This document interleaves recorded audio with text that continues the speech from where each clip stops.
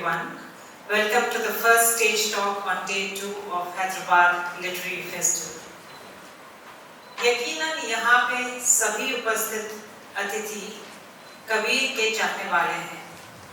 जैसा आप सब जानते हैं, 15वीं सदी में जन्मे कबीर जी की सोच अपने समय से बहुत आगे थी। Kabir was deep and a very clear thinker. His poems provoked and provoke. उनकी कविताएं हमें उकसाती हैं, चाहे विरोधाभासी मान्यता को लेकर हो, जाति भेद को, छुआछूत को, या फिर आध्यात्मिक और धार्मिक विषयों को लेकर। Our speaker Shabnam Virmani has structured a book, Burn Down Your House, Provocations from Kabir, on a series of such provocations, which are relevant even today as they were then. While we enjoy listening to few renditions by Shabnam during her conversation with Arundhathi Subramaniam, let us also absorb and mull over the true deeper meaning of these provocations and decide for ourselves where we make the shift.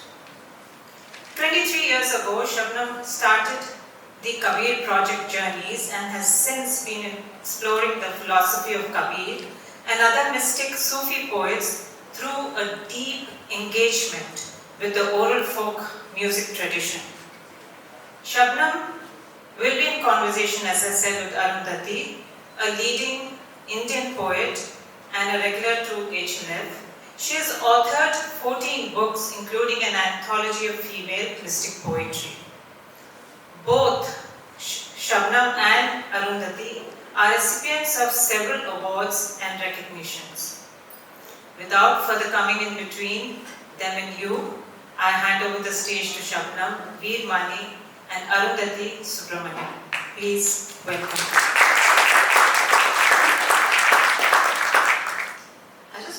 Start by saying that I'm particularly glad to be here this morning to talk about a book that has already been described as a series of provocations.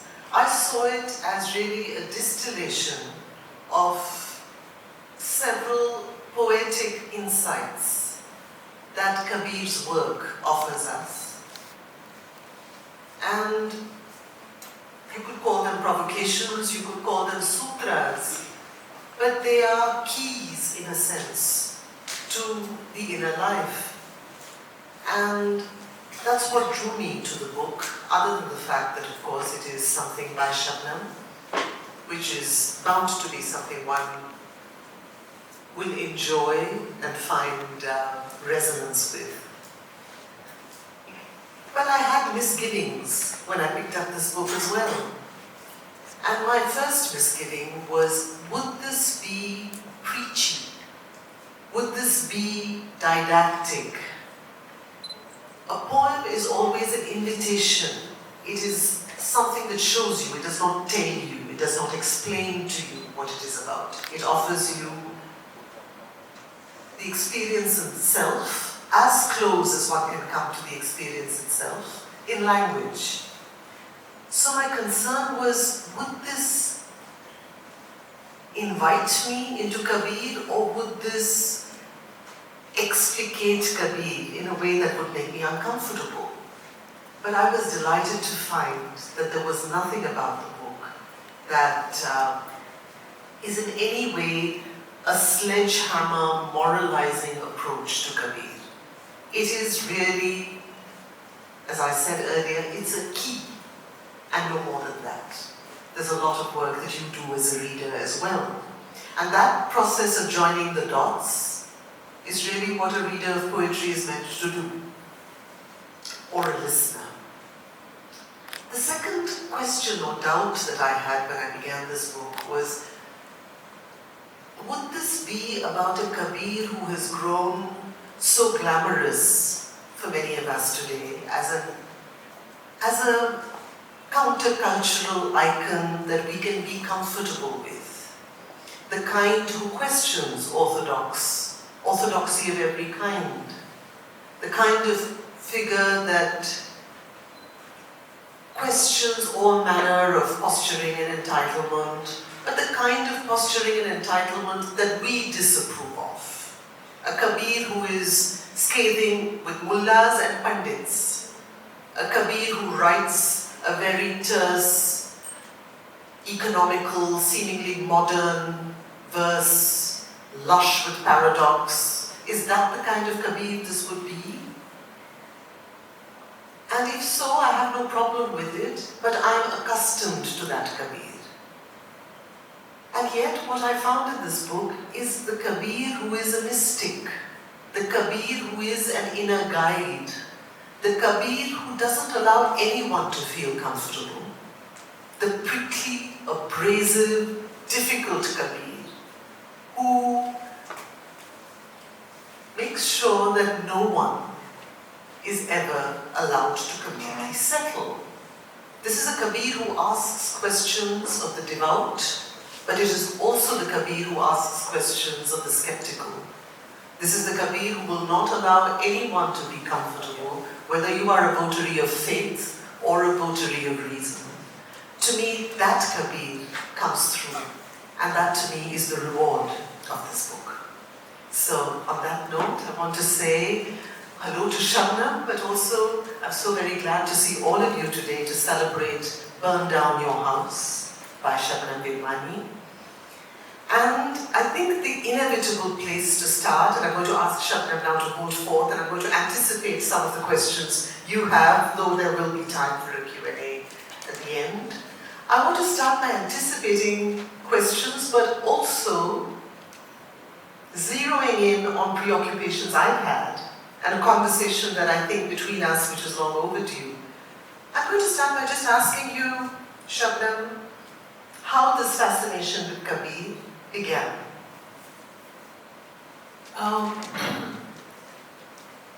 I was located in Ahmedabad in 2002, and the post-Godra riots had begun in the city.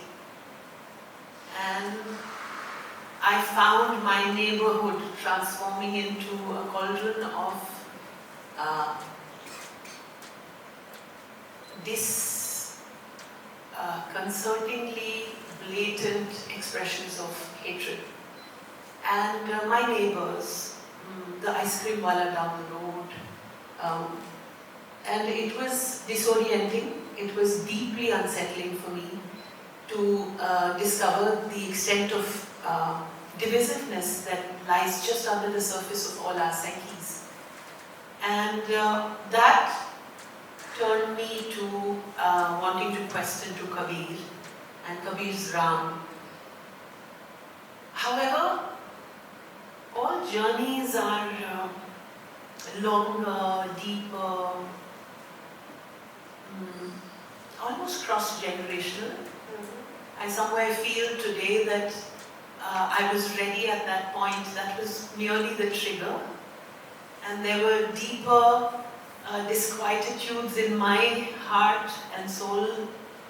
And I was yearning myself as a, very true blue secularist, rationalist, mistrustful of pandits and gurus and what have you. I had begun to feel the impoverishment of my worldview, and squarely located in a sort of a social activist space, and not being able to grasp the being of the people we worked with, the people we preached to. Not being able to understand that, I like to put it this way, bread is important, but for the human spirit, beauty almost far more so. And I used to witness this in my fieldwork in villages where I would be impatient with people spending money on a mandir when they could send their daughter to school. To me, that made no sense. It would incense me. I think this journey has helped me understand this yearning in the human spirit for meaning, for beauty, and that it's somewhere really important. So I think there was a lot of discomfort and disquietude with the polarization that I saw in my world. So much fragmentation. The social is separate from the spiritual, the body is separate from the spirit. So many dualities that fragment us. And I think I was also yearning for the space of poetry and music by then. Because like you said, poems are springboards into an experience. And I was tired with sort of instrumental uses of poetry. And I remember I used to say I want music and the poem not to be the background music or an instrumental something that will say what I want to say. I used to say I want to make a film where the poem leads the way and I follow.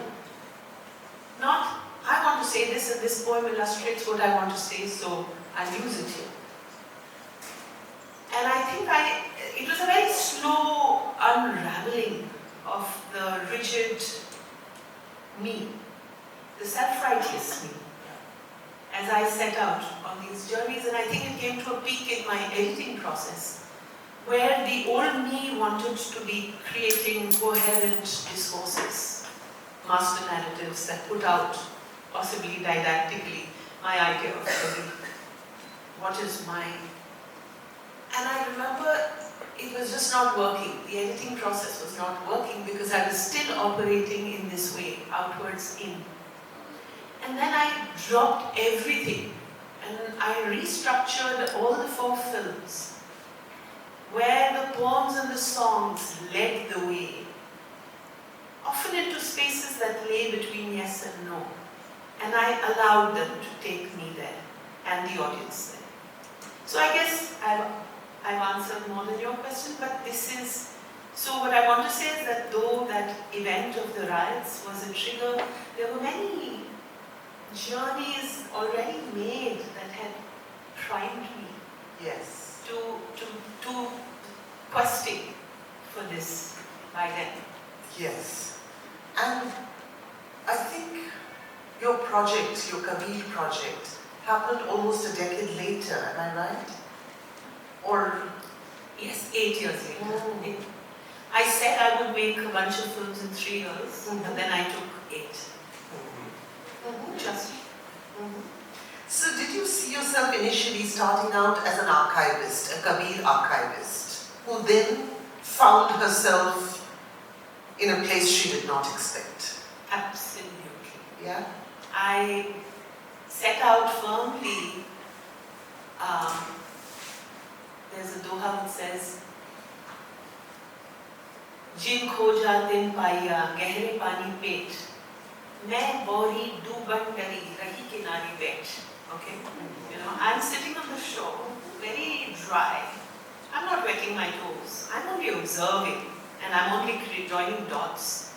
And it took no time for me, once I had started these journeys, to have Kabir question me, interrogate me, meet me at every turn, almost. You turn a corner and he's standing there, arms akimbo, saying, "Kabir, Kabir, kya kare? Socho aap sharir.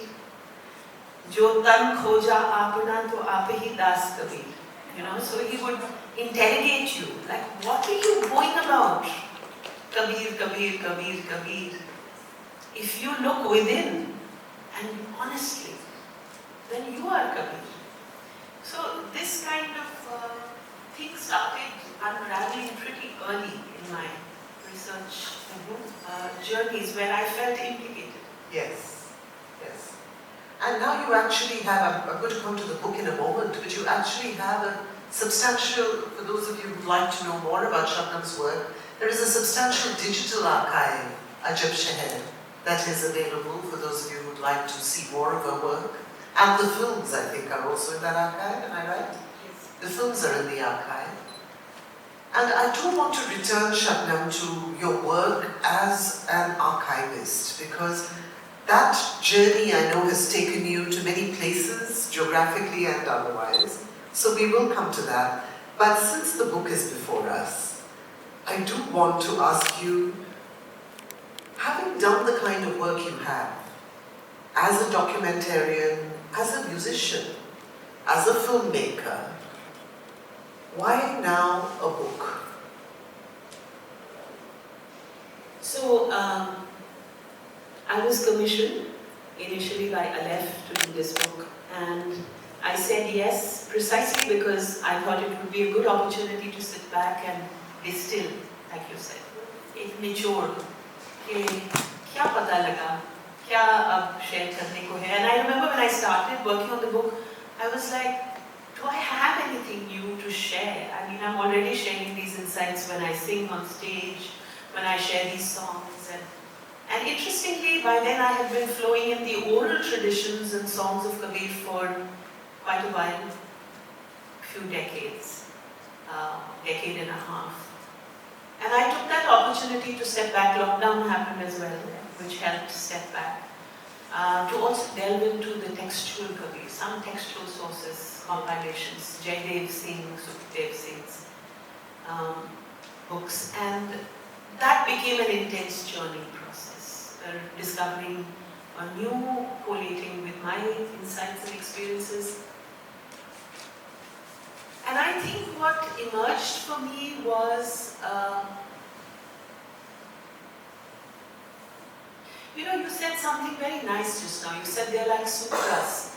The thought that comes to me is that the structure of this book is 20 chapters, and each chapter is a very sort of arrestingly Kabirian image, which is unmistakably Kabir.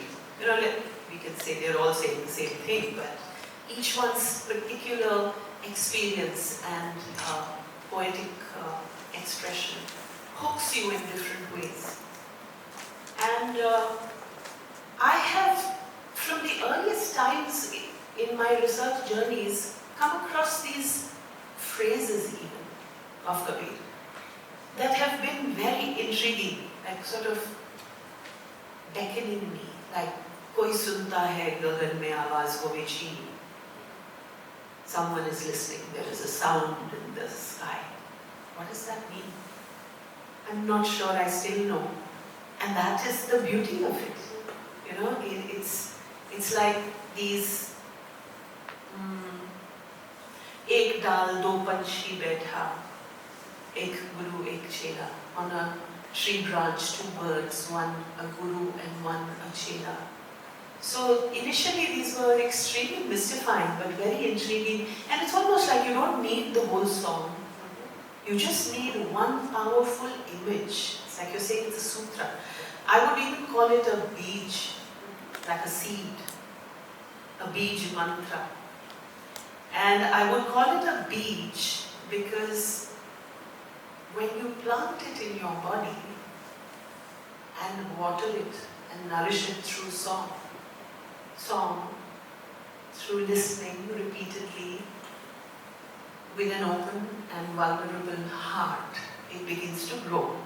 The meanings begin to, it's like, I think Shah Hussain ki ek bahut famous kavita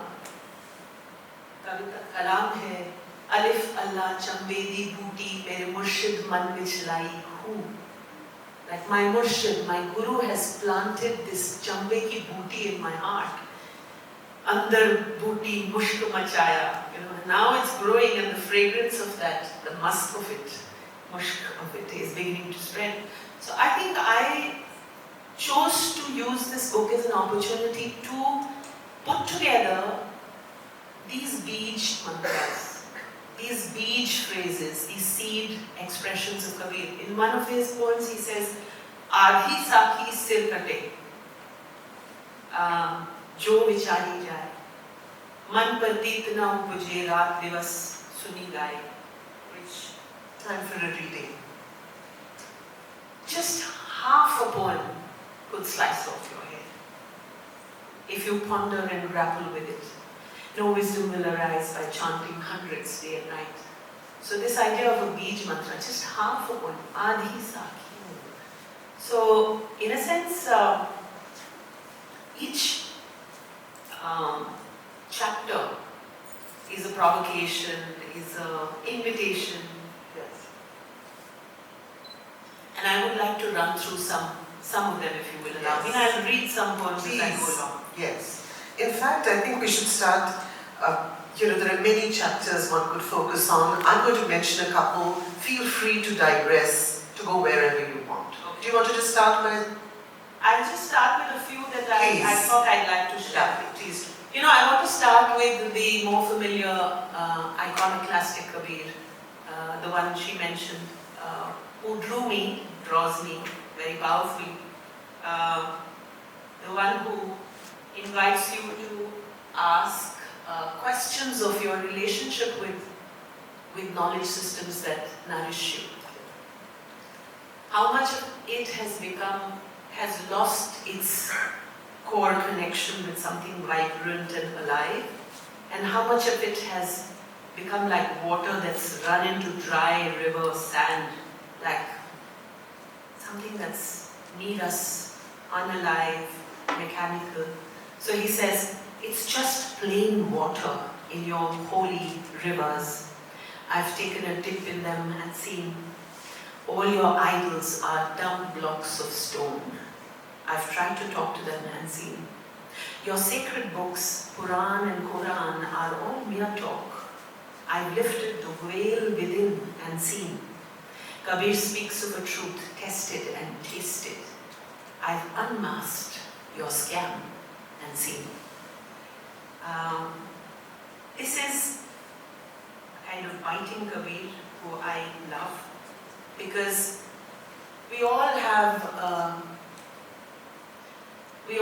run into the dry riverbeds of, how should I put it, homilies, spiritual cliches.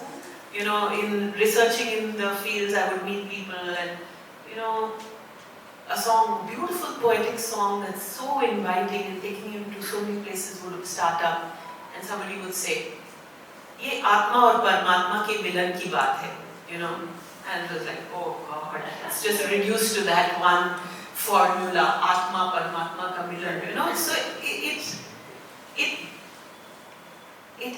it brings about a kind of complacency, a non-vibrant aliveness to this poetry, and where it's inviting you to go, that I think Kabir insists on shaking, because he's aware of how asleep and complacent we have become. So he'll keep prodding you at the point of offending, with a lot of biting wit. I love this one where of course he loves making fun of pious people, right? Self-consciously devout and pious people who shave their heads to look pious even.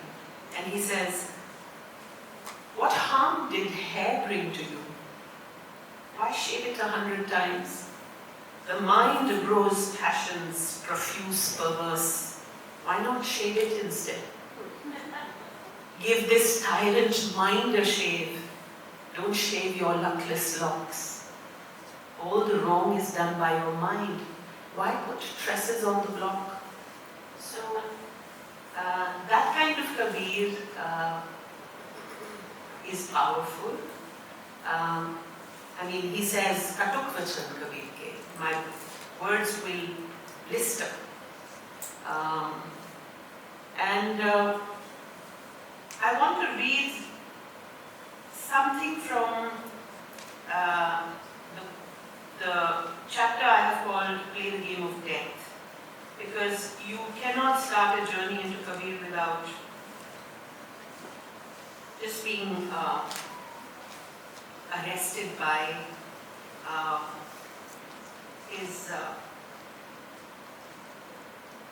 phrases like "Sadho dekho murdon ka gaon." Look here, seekers, a city of corpses.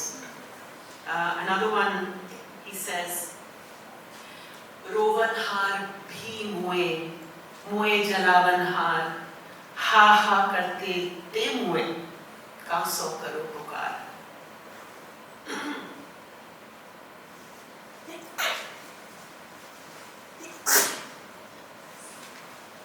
Dead, the man who lit the fire.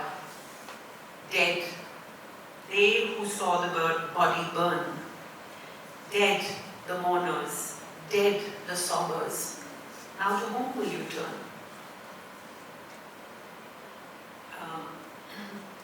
This almost hushed insistence on confronting mortality is like a key.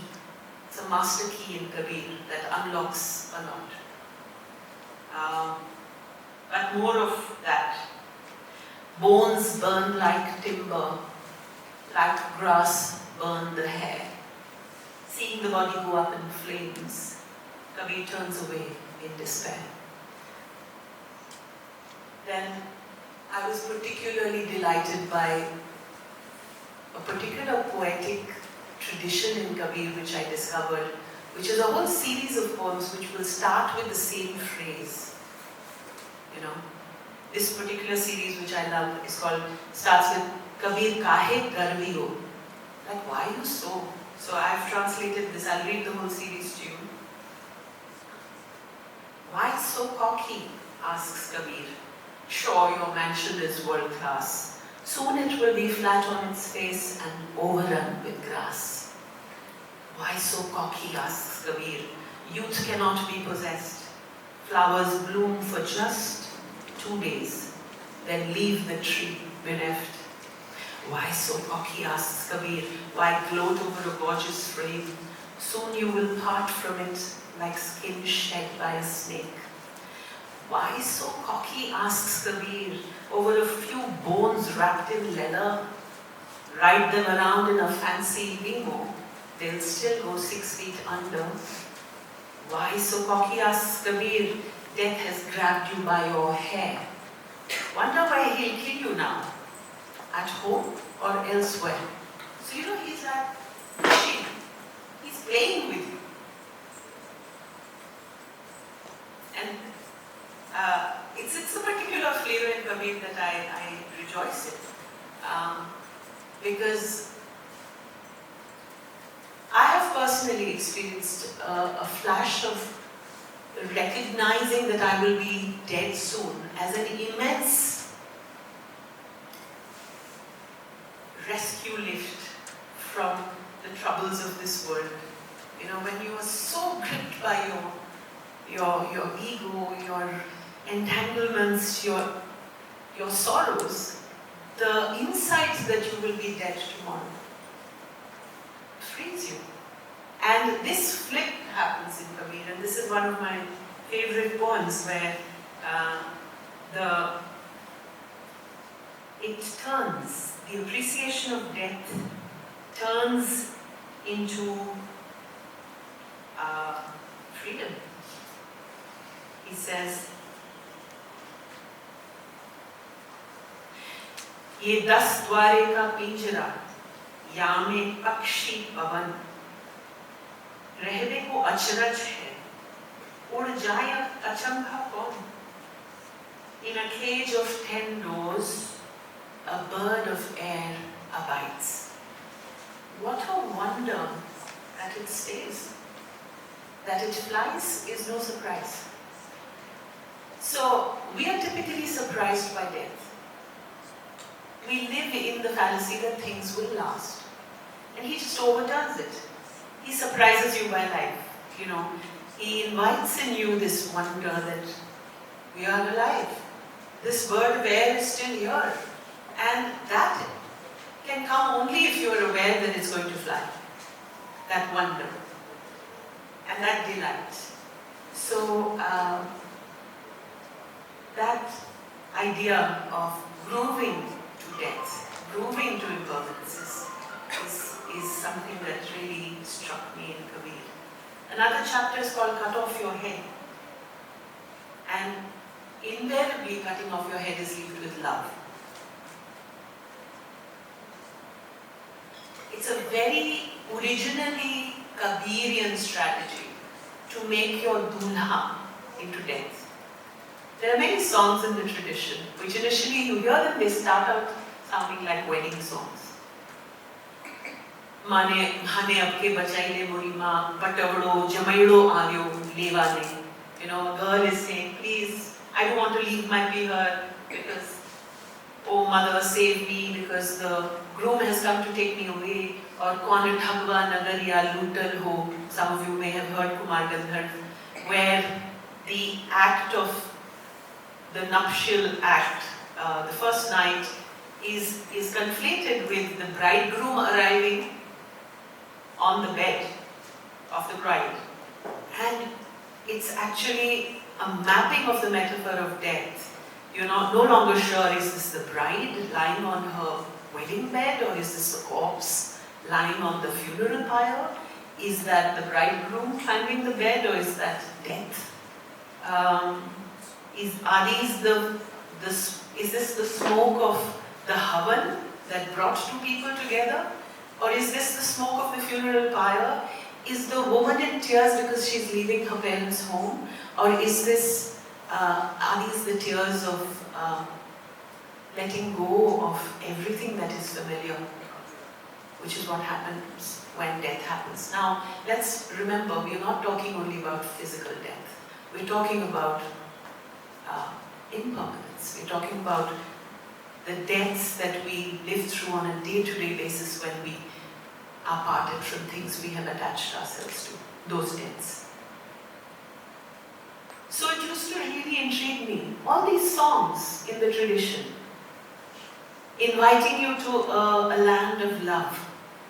And then each antra is explicating an image of death. And I'm like, what is happening here? शरीर में और अपनी जिंदगी की ठोकरें खाते खाते जब आपको ये समझ में आएंगी, then these poems begin to glow like jewels in your body. So Gagan, so many interesting images around the Gagan. So one chapter is, the hook is Gagan Hamara Gaon. I used to find this so arresting. What an image. You know, he says, जात हमारी आत्मा, प्राण हमारा नाम, अलख हमारा इष्ट है, गगन हमारा गांव. Where do you come from? What's your permanent address? आपका native place क्या है? These are questions we keep asking of each other. To fix, to label, to settle, to know how to relate. And he will insist on bringing you to a place of groundlessness, of placelessness, of placing faith in placelessness. You know, a poem like धरती तो रोटी भई कागा लिए ही जाए, अब पूछो अपने गुरु से वो कहाँ बैठकर खाए. So the earth became a roti, grabbing it a crow took flight. Now go ask your guru, to eat it where will the bird alight? You know, this not alighting, making a home in the sky is another immense image that opens up so much by way of practice, of settling into the discomfort of groundlessness.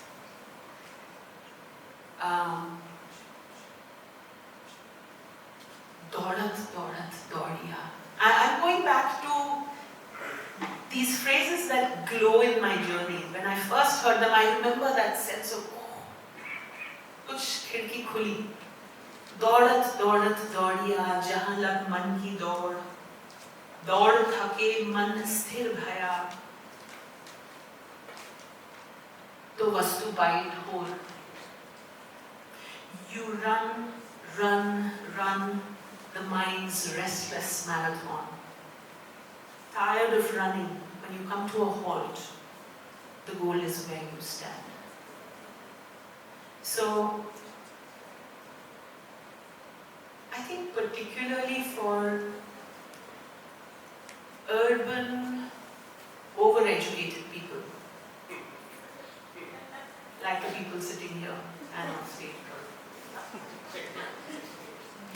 really important clues to not trust the mind, to know, to discern, to be able to appreciate the difference between the mind and the awareness. Man and sutta. The mind that is able to watch the mind. The mind is a fidgety crook, a thug to the very core. All get conned, humans and sages. The mind has 1,000,000 doors. You know, आप एक तरफ से उसको पकड़ते हो, वो कहीं और से फिसल जाता है. The capacity for rationalizing to yourself in order to make things look good, in order to make yourself look good and secure and comfortable, is legendary. To recognize the mind, you know, or a somewhat sexist description of Maya as Thagini, as Dakini. You know, I've explored that in a chapter and tried to blunt the sexist image of it by reversing genders and playing with that. But having said that, Kabir's ability to show you that delusion is very seductive. Yes, okay. Oh my God, I'm just going on and on. I should stop? Or is this what we were... I know here to when listen. there is a flow, Okay. I'm just happy to go on. I actually just want to stop because I want to end on saying not just this Kabir, Viraha, and the call of the lonely Kabir is really something that appeals and connects with me personally very deeply. The yearning Kabir, the tender Kabir, the Kabir that is so in distress and seeking that sense of connection which he in other poems declares with such fierce authority. You know, holding these two together is very tender in Kabir. And I've given enough space, I think, in this book to that Kabir. I know I had questions, but I also know the audience will have questions. May I insert one question, perhaps, before we open this up to the audience? May I? Sure. We want her to sing. Yes. So we have about, definitely. Yeah. We won't leave her without that. So we have just about 15 minutes. So if we keep the Q&A short, then we have the pleasure of hearing her more. I think instead of Q&A. Yeah, let's just hear the music, right? No, there's Conversation. There's music in the evening here at 6. So let's have a... Okay. I would like to have a conversation with Arundhathi also. I would have loved it, but I think we are... One rendition, please. No, we do a rendition. I think, let there be... We have 15 minutes. There's a lot we can pack into 15 minutes. If there are questions that feel real and true for you, please do share them. The one that I know is in my mind, which I just want you to sort of, respond in song or respond in a line of poetry. But for me, you were talking about this kind of tension in a certain way. For me, the unease in all mystic poetry is between flesh and spirit. And yet, I was reading, when I was rereading your Kabir, it struck me that this is such an interesting creative tension between Gagan and Ghat that you speak of. Ghat. And it was such a it became again for me part of this dance that so many of the mystic poets seem to play with between flesh, between body and something more. Yes. That constant something more and yet the materiality of the body. The interesting thing about Kabir is he doesn't sit in the hermitage or the cave, right? Kabir is square in the marketplace. That to me is the matchless Kabir, who stands square in the marketplace, his very presence a provocation, in a sense. So I wondered if you would say something about that or read a marketplace poem. Kabira Khada Bazaar Mein. So yeah, before I read that, I wanted to say that while I was writing this book, I realized that, Kabir is very commonly called a Nirgun poet. The one who evokes the Gagan, the formless. But I really do feel that's not true. I would insist that my experience of Kabir is one who insists on a dynamic movement at all moments between the Gagan and the Khat, between matter and spirit, between that which is encased and takes shape and form and Sagun and the Nirgun. Otherwise, why would he keep bringing you back to the Khat? You know, so you want me to read something From that particular chapter. Okay. The jewel lost the marketplace. Yes. The jewel. It languishes in shop windows, a jewel noticed by none. When a connoisseur comes along, it fetches a handsome sum. You know, the jewel is an image for breath, for this present moment in the tradition. Kabir will critique the marketplaces of samsara, and he will say, in fact, he brings in Maya there. Miss delusions are no gooder. Sitting in the market, noose in hand, people flock to her, asking to get hung. Kabir isn't falling for that. So the market is a place that sells you delusions, is so, I think, relevant and sort of it's so apt for, I guess it was apt then, it's apt today. So he will ask you, what did you trade in? What did you earn? Kiska sauda kiya? Johari bazaar lagyo ghat bhitar. It's a jeweller's market. Right here arrayed in your body. And what did you come away with? Kankar and patthar? Is that what you traded in? Is that what you set up discount sales for and mobbed and fought in queues to get a hold of? When the jewel lay languishing in the shop window and no one looked at it. So he will say, Bhav ka soda karo. Bhav ka soda. I love this image. We've started a schools program called Shabad Shala. And now in 38 schools and some schools in Hyderabad, including Vidyaranya. And we culminate this schools program with a festival which we have called the Ajab Gajab Bazaar. And all these children, 500 of them, come from rural and urban schools and tribal and government schools and elite schools, all of them rubbing shoulders with each other. And we say here the rules are upside down, you know. This is a different bazaar. This is not the bazaar of competition.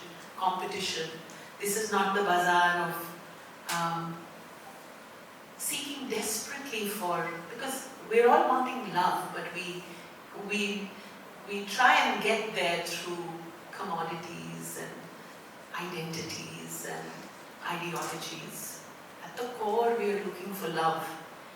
And Kabir says, if you want that, then come to an Ajab Gajab Bazaar, come to the Ishq ka Bazaar, Prem ka Bazaar. And the currency here is very simple, it's just your head. You just have to knock it off, lay it down. All that me first attitude, you have to slice that off. And then, that's a bhav ka soda.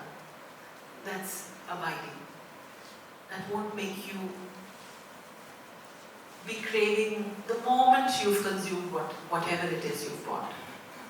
It's more style. So I will ask my student and friend and colleague Shripadna to come. I'll sing you a song about Bhav and the Prem Nagar. And while we set up, if there is a question, I'm happy to take it.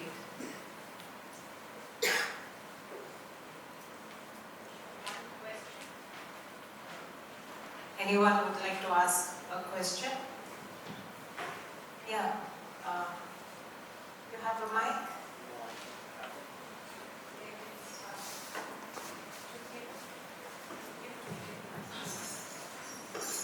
This is a question to Shabnam Virmani on Kabir's distinction between religion and God. What do you have to say on that? Religion and God. Well, Kabir speaks of Sahib, he speaks of Shabd, he speaks of Naam. He never says Bhagwan, he never says Ishwar. He speaks about an experience. Yes, he uses the word Ram, but very, very quickly disabuses you of any illusion that he's speaking about Dashrath's son Ram. So Kabir has a lot of mistrust of religion, huge. Kabir will ask you to demolish your house, and religion is a house. He will ask you to lay yourself bare. Ai Gyan ki Andhi. You know, that's such an amazing image in Kabir where he says, when truly wisdom will sweep into your home, it will lay it bare. The roof will fall, and it's all image for staying alert and awake, not subscribing. Subscription he is immensely mistrustful of. कि अब मैं ये हो गया. He will invite you to continually come to that disconcerting space between yes and no, which invites alertness. That's why Kabir ka piya, my beloved's home rests on the tip of a thorn, he says. In another poem he says, that's where I find my ease, on the tip of a thorn.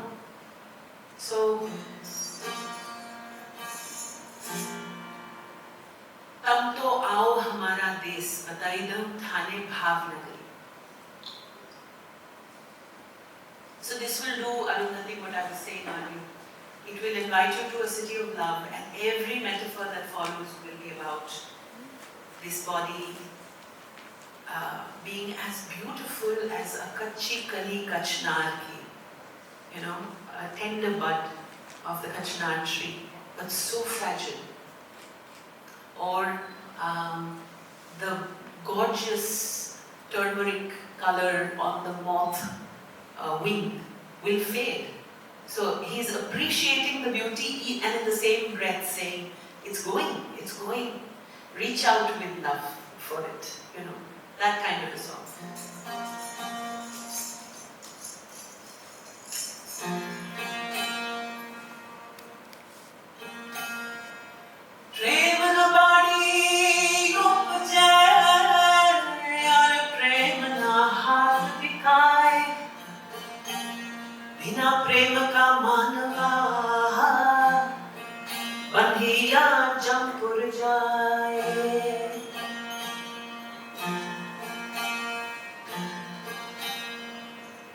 Love doesn't grow on trees.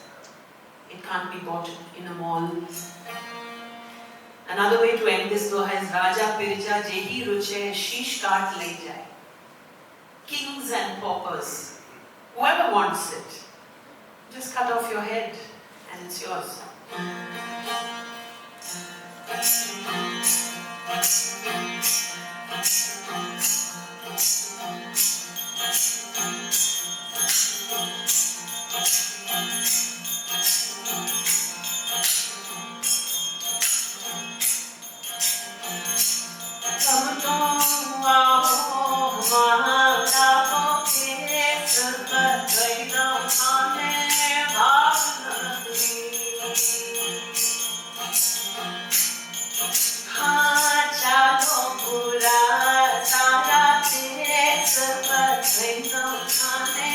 Heart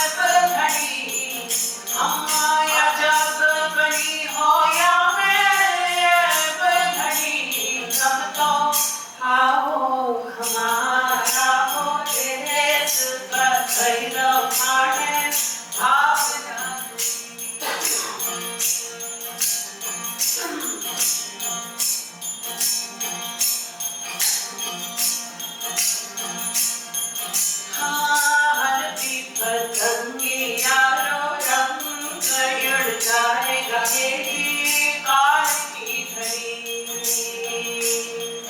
हाँ हल्की पतंगी चारों रंग उड़ जाएगा यही काल की घड़ी। हाँ काल की घड़ी हो हेरी काल की घड़ी। हाँ काल की घड़ी हो हेरी काल की घड़ी। तब तो आओ हमारा हो देश बदल उठाने भावनगरी।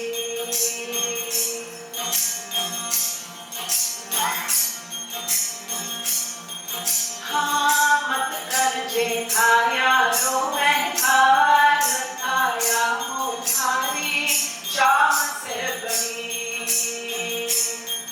हाँ मत कर जे खाया रो महकार खाया हो थारी शाम से बड़ी। हाँ शाम से बड़ी हो हेरी बधड़ी। हाँ शाम से बड़ी हो या बधड़ी। तब तो आओ हमारा हो देश बदल उठाने भावनगरी।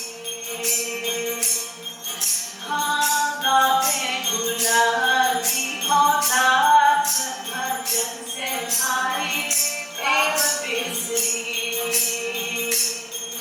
हाँ गावे गुलाबी हो दास भजन से भारी काया सुधरी। हाँ काया सुधरी हो हेरी एव बिसरी।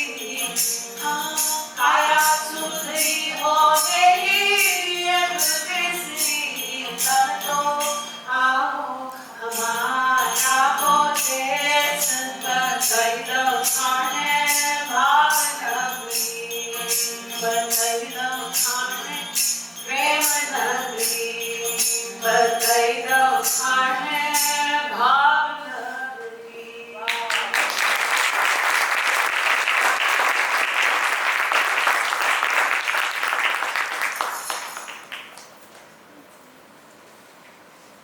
Burn Down Your House by Shabnam Virmani. Thank you. Thank you, Mrs. George, standing ovation. Thank you so much. And I don't think it will do any justice to say anything other than thank you once again.